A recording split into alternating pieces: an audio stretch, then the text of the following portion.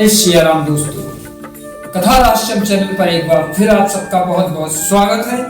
मैं हूं आपका दोस्त पंडित विनय भागवत। रामायण क्या अद्भुत कथा है, इतनी अद्भुत कथा है, इतने ही अद्भुत पात्र हैं और उतनी ही उन अद्भुत पात्रों के जन्म की कथाएं हैं। आज हम बात करने वाले हैं जगतजननी मां भगवती माता सीता के जन्म के विषय में प्रचलित दंत कथाओं एवं हमारे पुराणों में वर्णित कथाओं के विषय में। तो चलिए इस वीडियो को प्रारंभ करें, लेकिन प्रारंभ करने से पहले आप समस्त मित्रों से अनुरोध है कि आप लोग हमारा वीडियो देखते हैं लेकिन लाइक और शेयर करना भूल जाते हैं, जिससे कि हमें उचित लाभ प्राप्त नहीं हो पा रहा है। और यदि आप लाइक और शेयर कर देंगे तो हम पर और हमारे इस चैनल पर बड़ा अच्छा प्रभाव पड़ेगा। साथ ही आप लोग जय श्री राम भी करना भूल जाते हैं। कमेंट में जय श्री राम लिखें। जय श्री राम लिखना हम सनातनियों का धर्म है, कर्तव्य है।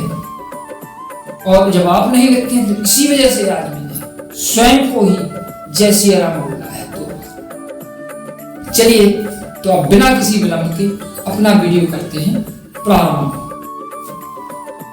जगतजननी भगवती माता सीता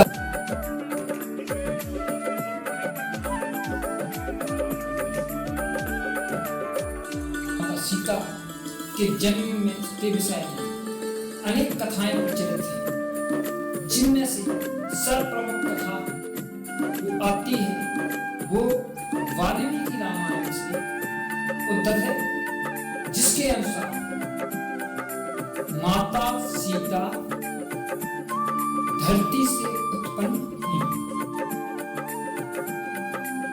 अब इस कथा के अनुसार एक बार महाराज जनक के राज्य में बहुत भयानक अकाल पड़ा। ऋषियों से विचार विमर्श के उपरांत उन्हें पता चला कि वृष्टि के लिए एक यज्ञ करना होगा और उस यज्ञ को करने के उपरांत उन्हें स्वयं स्वर्ण हल सोने के हल से भूमि जोतनी होगी। तो महाराज सहर्ष इस कार्य को स्वीकार कर लेते हैं और जब वे उस स्वर्ण हल से खेत जोत रहे होते हैं तो उनका वह हल किसी वस्तु से जाके टकरा के रुक जाता है। जब वहां खोद कर देखा जाता है तो वहां पर उन्हें एक कलश प्राप्त होता है और जिस कलश को खोलने पर उसमें एक सुंदर नवजात कन्या मिल जाती है। महाराज जनक उस समय तक निसंतान थे, तो वे उस कन्या को अपने पुत्री रूप में स्वीकार कर लेते हैं, जिससे इनका नाम जानकी पड़ता है। जनक की पुत्री होने की वजह से माता सीता का नाम जानकी पड़ता है।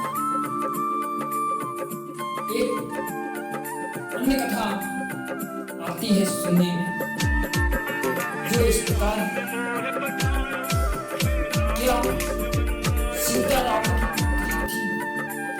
जब भी माता सीता के जन्म के विषय में कहीं पर भी प्रसंग चलता है तो वहां बिना किसी प्रश्न के माता सीता के जन्म की कथा अधूरा और अपूर्ण माना जाता है।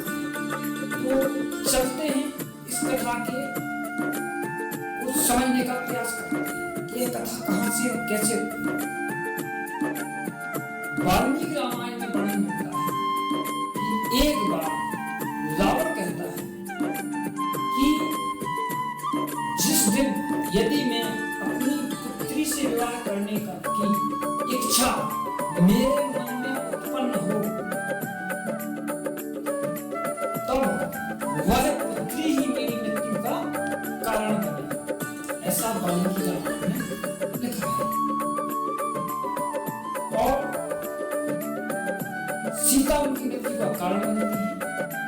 तो इस वजह से सीधे सीता को रावण की पुत्री मान लिया जाता है। इसमें भी एक कथा है जो आपको मैं सुनाना चाहता हूँ। एक ग्रह समन नामक ऋषि थे जो माता लक्ष्मी को अपनी पुत्री रूप में पाने के लिए यज्ञ कर रहे थे और वे एक कलश में प्रतिदिन दूबा के से एक बूंद डालते थे दूध की उस कलश में। इस प्रकार से उनका यज्ञ चल रहा था। तभी वहां एक दिन उनकी अनुपस्थिति में, ऋषि की अनुपस्थिति में रावण वहां पहुंच जाता है। जहां पर जितने भी ऋषि मुनि होते हैं संत, सबको मारकर उनका रक्त उस कलश में भरकर रावण उस कलश को अपने साथ ले जाता है और जाकर अपने महल में छिपा देता है। जब मंदोदरी उस कलश के विषय में पूछती है तो रावण कहता है कि देवी इसमें कुछ नहीं है, जहर है।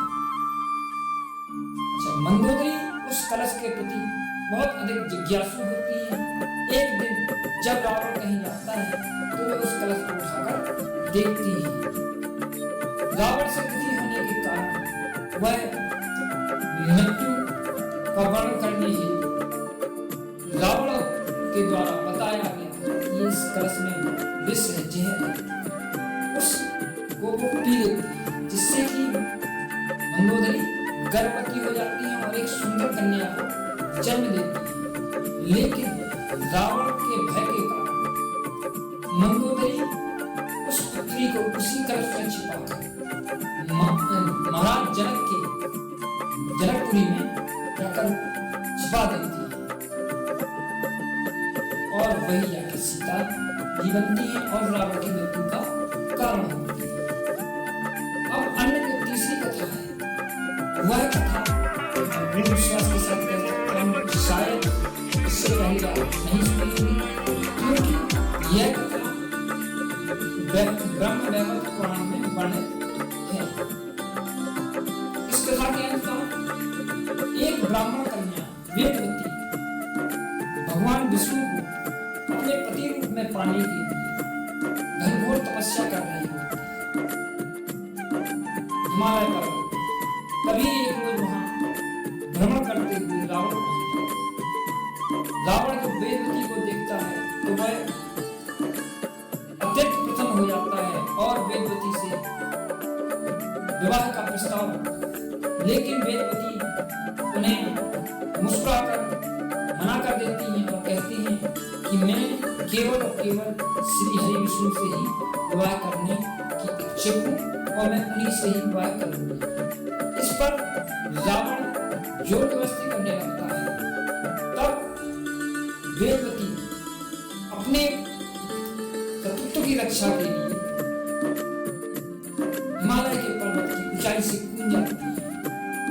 मरने के पहले वे रावण को श्राप देकर जाती है कि मैं अगले जन्म में आपकी पुत्री के रूप में अवतार लूंगी और आपकी मृत्यु का कारण बनूंगी। रावण से भयभीत हो जाता है और फिर जब रावण को पुत्री होती है तो वह उस पुत्री को कलश में रखकर लंका से बहुत जनकपुरी में जाकर गाड़ देता है। आशा है आपको कथाएं अच्छी लगी। अगर वीडियो आप अभी तक देख रहे हैं तो उसका मतलब ये है कि आपको कथा पसंद आई है। यदि पसंद आई है तो आपसे विनम्र निवेदन है कि इस वीडियो को लाइक, शेयर तथा आपके अपने YouTube चैनल कथा रहस्य को सब्सक्राइब अवश्य करें। मिलते हैं किसी अगले वीडियो में, तब तक के लिए जय श्री राम, जय श्री राम, जय श्री राम।